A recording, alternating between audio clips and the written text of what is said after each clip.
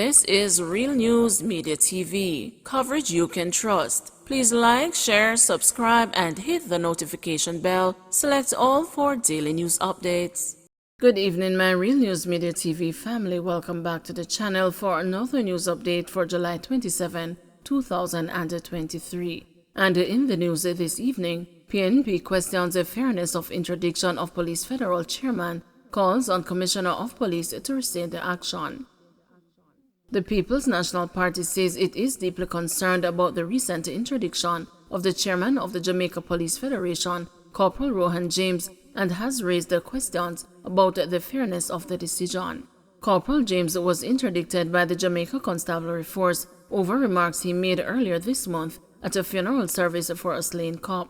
James was notified on Wednesday that following a probe into the remarks, Police Commissioner Major General Anthony Anderson asked that disciplinary action be taken against him at a court of inquiry. He was subsequently interdicted from duty with immediate effect at 3/4 of his salary. But in a release on Thursday, the opposition dubbed the JCF's decision extreme and said they believe it contravenes James's constitutional right to free speech. The party has since called on the Commissioner of Police to reconsider his decision. The PNP firmly upholds the principles of free speech and the right of every citizen, including public servants, to express their opinions without a fear of reprisal.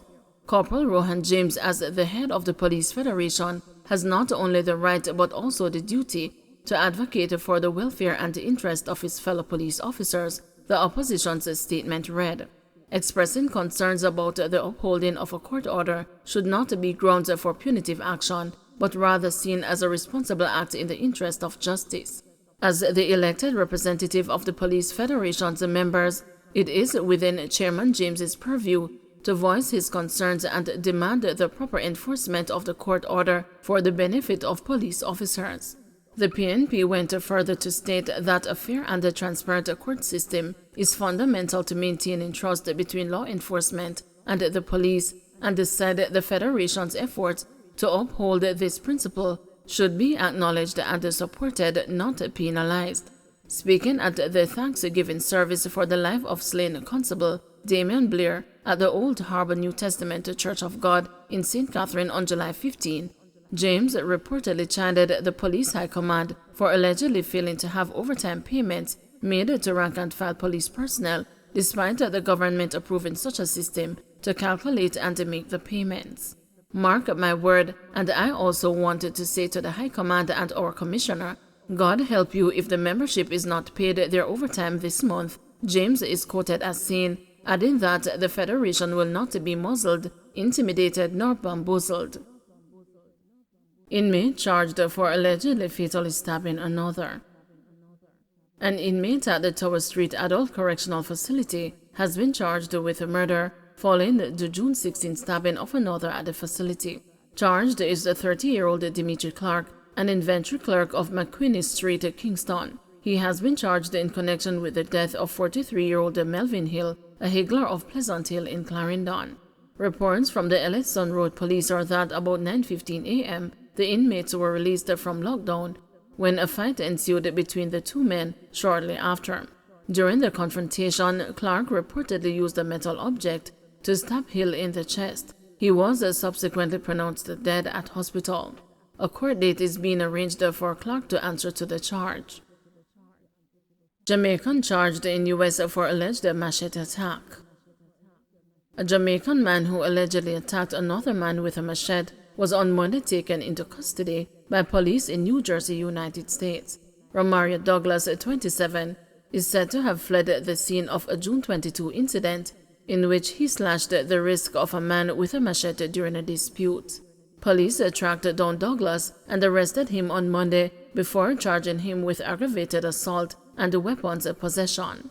He is to make his first appearance in Central Judicial Processing Court in Paterson, New Jersey next week. Trelawny wanted man charged for rape. A farmer who was wanted in Trelawny was arrested and charged with rape and sexual touching of a child following two incidents in Wilson Valley in the parish between 2021 and 2022. Charged is the 38-year-old Byron Larmond, also of Wilson Valley District. Reports are that Larmond allegedly raped and sexually assaulted a teenage girl in his community on 2 separate occasions. The first incident occurred in November 2021, where Larmond reportedly pulled the child behind an unfinished building whilst she was walking along the roadway. There, he reportedly assaulted and raped her. Almost a year later, he allegedly pulled her from her house and again assaulted her. A report was subsequently made to the police and an investigation launched. On Monday, July 24, Larmond turned himself into the police. A warrant was executed on him on Wednesday, July 26. His court date is being arranged. Mason accused of shooting man in face captured by police. A St. Catherine Mason is facing wounding charges after he reportedly shot a man in the face on Shenton Avenue in Westchester, Portmore in the parish on November 14, 2020.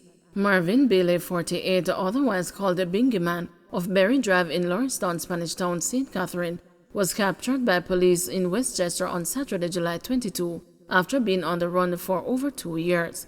He has been charged with wounding with intent and illegal possession of firearm and ammunition.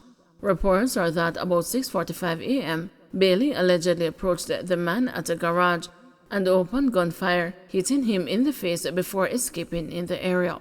The police were summoned and the injured man was assisted to the hospital where he was treated.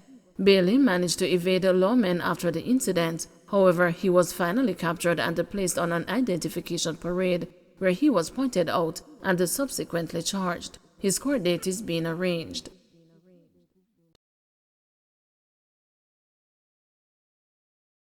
A restaurateur was gunned down at her establishment in Hayes, Clarendon on Wednesday. The deceased has been identified as 39-year-old chef Alisa Latchman-Peart of Cornpeace District in Hayes. Reports are that around midday, Latchman-Peart responded to a purported patron who came to her establishment, which is connected to her home, and ordered a box lunch. It is understood that as Latchman-Peart prepared the serving, the purported patron pulled a firearm and opened fire, hitting her. Police who attended the scene observed Latchman-Peart in a pool of blood inside the kitchen area. Latchman-Peart was pronounced dead at hospital. There has been an outpouring of tributes on social media to Latchman-Peart and expressions of shock and grief over her murder since the news of her death emerged. Negril Peace March aborted over police no-show. A planned peace march that was scheduled for Negril, Westmoreland today was called off because no member of the police's safety and the traffic enforcement branch was on location. Lyndon Johnson, president of the Westmoreland Neighborhood Watch, says the heads of the respective groups involved in the planning of the peace march were forced to postpone the day's activities despite making all the relevant arrangements and securing approvals from the police. He told the news that he is disappointed that Thursday's peace march, which was planned in collaboration with the Negril Chamber of Commerce and Industry with support from the police, had to be aborted, similar to one that was previously planned in March this year.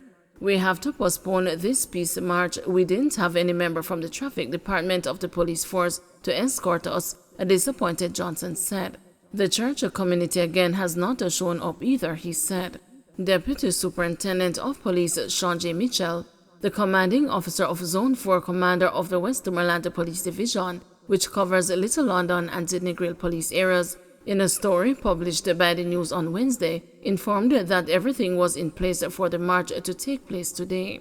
However, he was the lone police officer on hand when the decision was made to abort the peace march.